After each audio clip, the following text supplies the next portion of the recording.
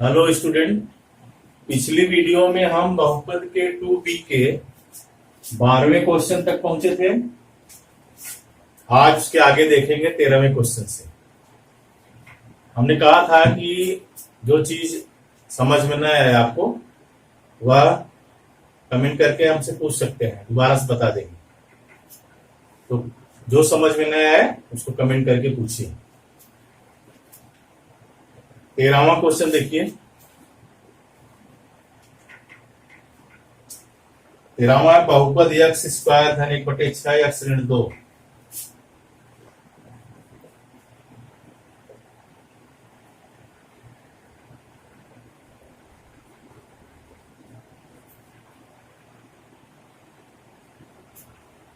धन 1/6 एक्स ऋण 2 के शून्यकों का योगफल के शून्यक ज्ञात कीजिए।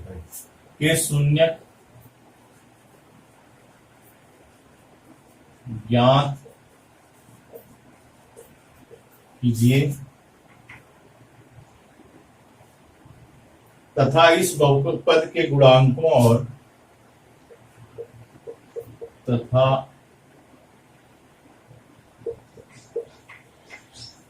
इस बहुपद के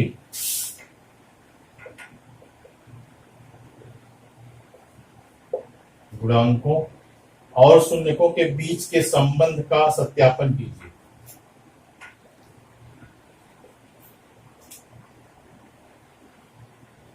शून्यकों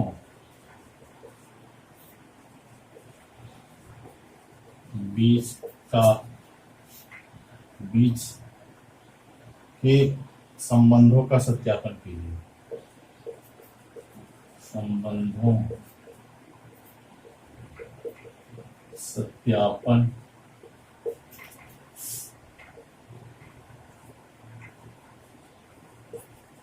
कीजिए। इसको देखेंगे। कल लिख लिया करिए आप लोग। बहुपद क्या दिया गया है हमारा? एक्स स्क्वायर धन 1/6 एक्स ऋण 2। स्टेप पर 0 करेंगे। देखिए, जब भिन्न में रही कोई संख्या बहुपद में, तो उस जो भिन्न में रहे संख्या उसके हर से पूरे में गुणा कर देंगे तो यह भिन्न रूप में जो है वो हट जाएगा, साधारण बहुपद रूप में आ जाएगा। तो ये 6 से गुणा करेंगे तो 6x स्क्वायर धन x ऋण 6 दूनी 12 बराबर 0। अब इसका पहले गुणनखंड करेंगे। आप लोगों को पता है, पिछली कक्षा में बताया गया है, एक्स स्क्वायर का जो गुणांक रहता है उसके अचर पद का गुणा करके फिर उसका गुणनखंड करेंगे और जोड़ने या घटाने में मध्य पद आए। तो 12 6 72 हुआ। 72 का गुणनखंड करेंगे तो 9 8 72 और 9 में से 8 निकला तो 1 आता है। तो ये हो जाएगा 6x स्क्वायर धन 9x ऋण 8x ऋण 12 बराबर 0। कॉमन ले लेंगे, यहां से 3x कॉमन मिल जाएगा, यहां बचा 2x और यहां बचा 3। यहां ऋण 4 कॉमन ले लेंगे, यहां बचेगा 2x और यहां 3।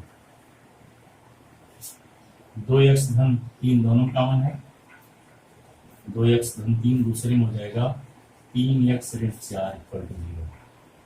पहले इसको शून्य करेंगे फिर इसको शून्य करेंगे तो दोनों मान आ जाएंगे। 2x धन 3 इक्वल टू 0, 2x बराबर ऋण 3, x बराबर ऋण 3/2। दूसरा 3x ऋण 4 बराबर 0, 3x बराबर 4, x बराबर 4/3।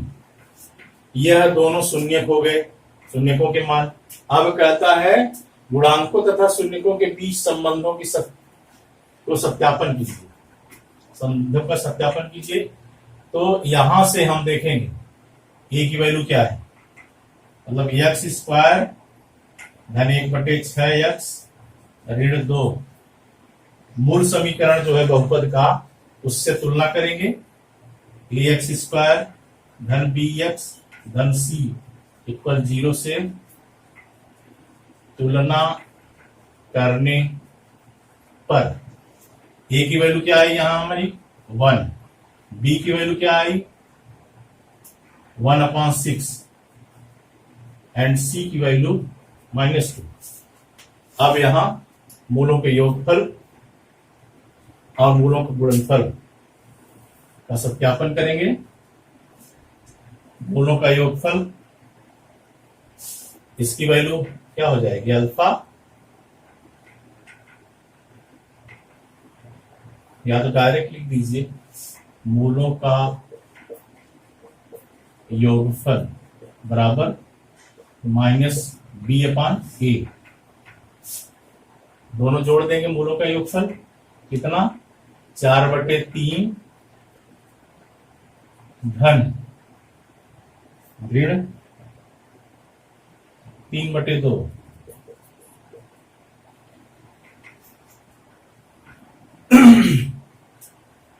यह कितना आ जाएगा 4/3 में से 3/2 निकाल दीजिए, लसा ले लेंगे, आ जाएगा 6 लसा हुआ, 2 चौके 8 और 3 त्रिका 9, यानी -1/6। यह इसकी वैल्यू आ गई मूलों के योगफल की। अब -b/a देख लेंगे। -b/a क्या है, b की वैल्यू कितनी है 1/6, -b यानी -1/6 और a की वैल्यू कितनी है 1, इससे डिवाइड करेंगे तो -1/6 आएगा, यानी यह दोनों इक्वल हो गए, मूलों का योगफल बराबर हो गया। दूसरा देखेंगे मूलों का गुणनफल।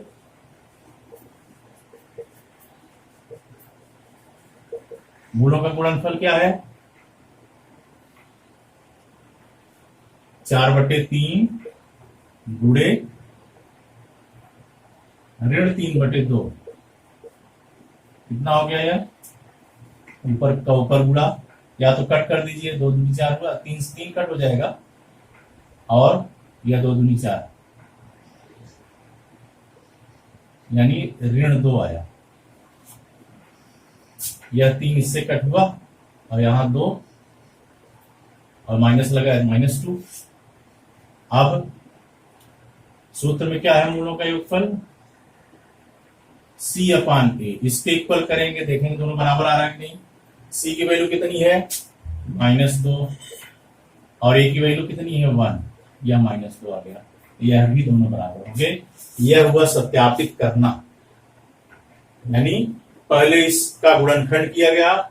गुणनखंड करने के लिए हमने क्या किया, पहले यह भिन्न के रूप में था तो इसको साधारण रूप में बहुपद के रूप में बना दिया गया, 6 से गुणा कर दिए, 6x² धन x ऋण 12 हो गया। उसके बाद गुणनखंड कर दिया गया तो दोनों शून्य का मान आ गया। फिर मूल समीकरण से एबीसी तुलना करके एबीसी का मान निकाल लिया गया, फिर मूलों का योगफल और उनके गुणांक 1/6 ऋण 1/6 दोनों बराबर हो गए, और यह मूलों का गुणनफल, यह भी -2 है, -2 दोनों बराबर हो गए। यह हो गया आपका आंसर। एक आंसर यहां से और एक आंसर यहां से। स्क्रीनशॉट ले लीजिए या नोट डाउन कर लें।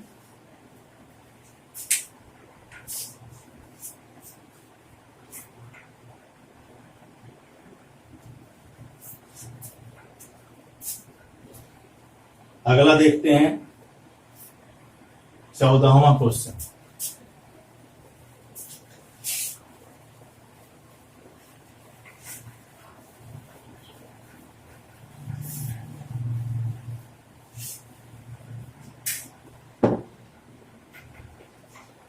चौदहवां गुणनखंड द्वारा बहुपद 7y² ऋण 11/3y ऋण 2/3 के शून्य ज्ञात कीजिए तथा इन बहुपदों के गुणांकों और शून्यांकों के बीच संबंध स्थापित कीजिए।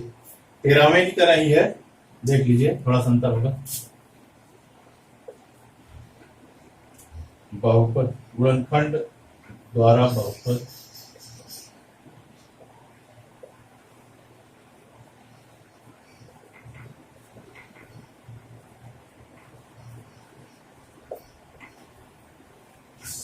सात वाई स्क्वायर ऋण 11/3y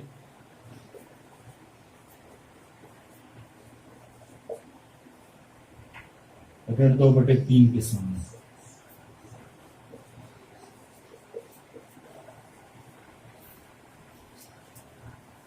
ज्ञात कीजिए तथा इन बहुपदों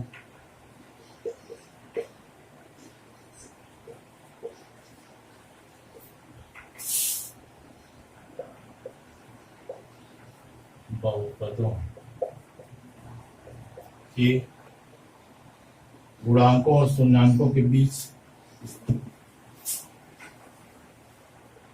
गुणांकों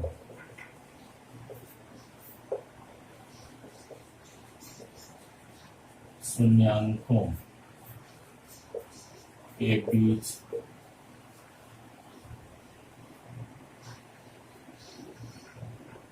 संबंध सत्यापित कीजिए।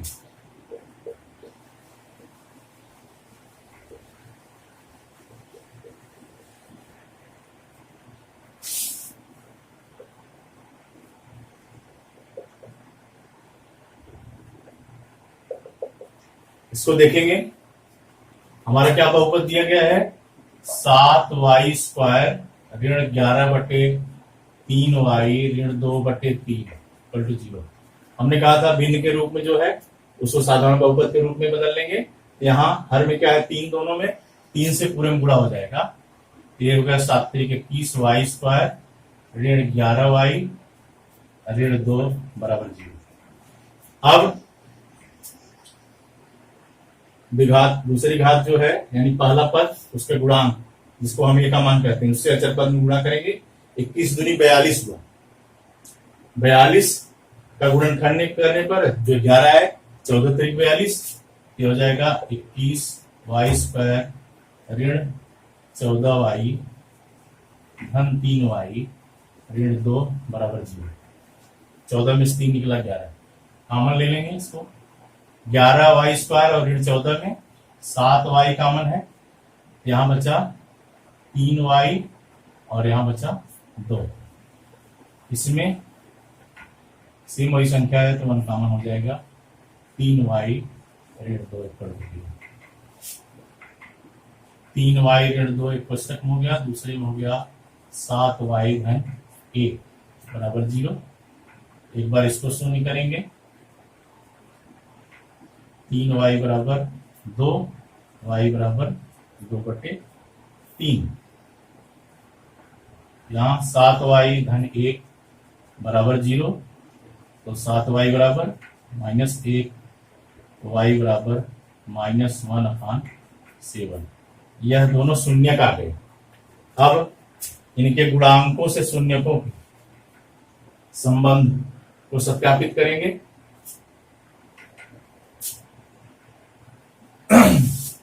मूल समीकरण से इस समीकरण की तुलना करेंगे। मूल समीकरण हमारा क्या है, ax square plus bx plus c = 0 से तुलना करने पर किसकी तुलना, जो दिया गया बहुपद 7y स्क्वायर ऋण 11/3y ऋण 2/3। यहां से a का मान क्या आ गया 7, b का मान चूंकि यह प्लस में माइनस में है तो माइनस में हो जाएगा -11/3, और c का मान भी वहां प्लस में यहाँ माइनस में है तो यह भी माइनस में हो जाएगा। आप दोनों संबंध स्थापित कर देंगे। मूलों का योगफल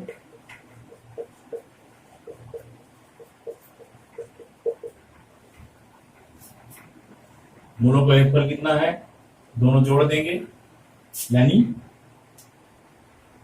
2/3 धन ऋण 1/7, यह 2/3 ऋण 1/7 हो जाएगा। लसलिए 21 आया 7 दूनी 14 और 3 एकम 3, 14 में से 3 गए यानी 11/21। अब माइनस बी अपान ए की वैल्यू देखेंगे, इसके इक्वल आ रही है कि नहीं, जो मूलों के योगफल के बराबर है। माइनस बी यानी माइनस कोष्टक में -11/3 बटे ए की वैल्यू कितनी है 7। ये माइनस माइनस प्लस हो जाएगा यानी 11/3 बटे 7 हुआ, 3 नीचे आ जाएगा तो 11 और यह 3 गुणे 7 बराबर 11/21। यह हो गया, दोनों इक्वल हो गए। अब देखेंगे मूलों का गुणनफल। मूलों का गुणनफल यानी ऋण 11/3 गुणे ऋण 2/3 गुणे ऋण 1/7। ठीक, यह हो गया 2 ऊपर का गुणा, ऊपर ऋण हो गया 2 एकम 2 और ये 7 त्रिक 21। ठीक, अब सी अपान ए की वैल्यू देखेंगे, इसके इक्वल आ रहा है कि नहीं, जो हमारा मूलों का गुणनफल होता है। सी की वैल्यू कितनी है, ऋण 2/3,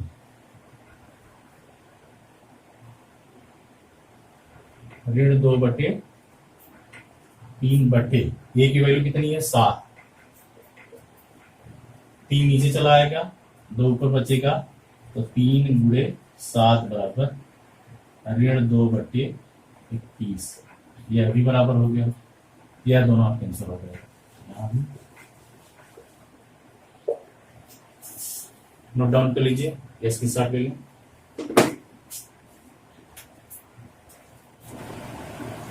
पंद्रहवां क्वेश्चन है, वह द्विघात बहुपद ज्ञात कीजिए जिसके शून्यकों के योग और गुणनफल क्रमशः कर्णिक 2 तथा ऋण 2/3 है, इसके शून्यक भी ज्ञात कीजिए। देखिए यह बुक में यह गलत दिया है, ऋण 2/3 की जगह ऋण 3/2 रहेगा। आप लोग सही कर लीजिएगा, यहां ऋण 3/2 होगा, मिस्टेक से ऋण 2/3 हो गया, उसके बाद सॉल्व करेंगे तो आ जाएगा। देखिए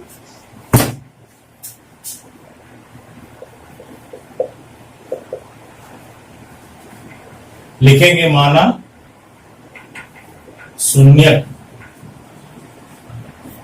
अल्फा और बीटा है। शून्यकों का योगफल यानी अल्फा प्लस बीटा श्रेणी में 2 दिया गया है, और शून्यकों का गुणनफल यानी alpha into beta equal to -3/2 दिया गया है। अब बहुपद का जो मूल समीकरण है जिससे हम बहुपद बनाते हैं, उसमें इसकी वैल्यू रखेंगे सूत्र में।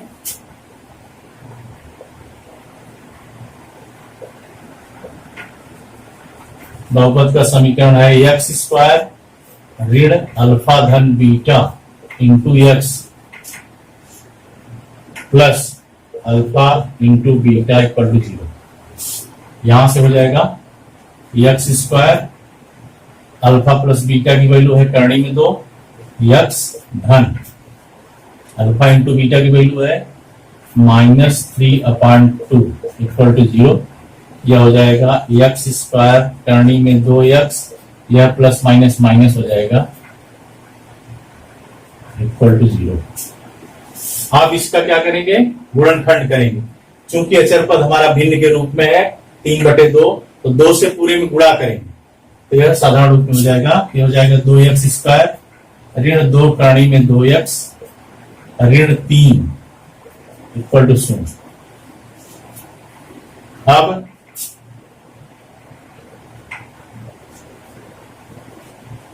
तीन का 2 में गुणा 6 होगा, इसका गुणनखंड करेंगे तो हो जाएगा 2x² ऋण 3 करणी में 2x धन करणी में 2x ऋण 3 इक्वल टू 0।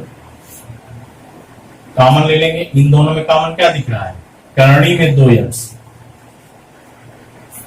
यहां बचा करणी में 2x और यहां बचा 3। देखिए यह थोड़ा सा टिपिकल है, 2 में हम अगर करणी में 2 कॉमन लेते हैं करीम 2 बचेगा, क्योंकि करीम 2 का करीम 2 से गुणा करते हैं 2 होता है, और यहाँ करीम 2x कॉमन हो गया 3 बचा। यहाँ सेम जो इस कोष्टक में है वही आना चाहिए, तो यहाँ कुछ नहीं तो +1 ले लेंगे काम, ये हो जाएगा करणी में 2x ऋण 3 इक्वल टू 0। अब बारी बारी से दोनों को शून्य करेंगे तो वैल्यू आ जाएगी, नहीं पहले ये कॉमन ले लीजिए, करणी में 2x ऋण 3, दूसरे कोष्टक में हो जाएगा करणी में 2x धन 1 इक्वल टू 0। अब करणी में 2x ऋण 3 इक्वल टू 0 करेंगे, ये हो जाएगा करणी में 2x बराबर 3 और x बराबर 3 बटे करणी में 2। दूसरी वैल्यू करणी में 2x धन 1 इक्वल टू 0, करणी में 2x बराबर ऋण 1, तो x बराबर ऋण 1 बटे करणी में 2। यह दोनों शून्यकों के मान हो गए। यहां आपका यह समीकरण बना जो हुआ हो गया, सॉरी नीचे वाला, यहां एक आंसर यह होगा जो पूछा गया है, दूसरे आंसर यह दोनों होंगे, दोनों शून्य। कहता है बहुपद ज्ञात कीजिए, द्विघात बहुपद यह हो गया आपका x स्क्वायर करीम 2x ऋण 3 बटे 2 बराबर 0, और इसके शून्य भी ज्ञात कीजिए, तो एक यह हो गया शून्य, दूसरा शून्य क्या हो गया। अब हमारा वीडियो अच्छा लगा हो तो आप उसे लाइक कीजिए, सब्सक्राइब कीजिए, जो चीजें न समझ में आए वो कमेंट करके पूछ सकते हैं, हम उसे बेहतर करने की कोशिश करेंगे।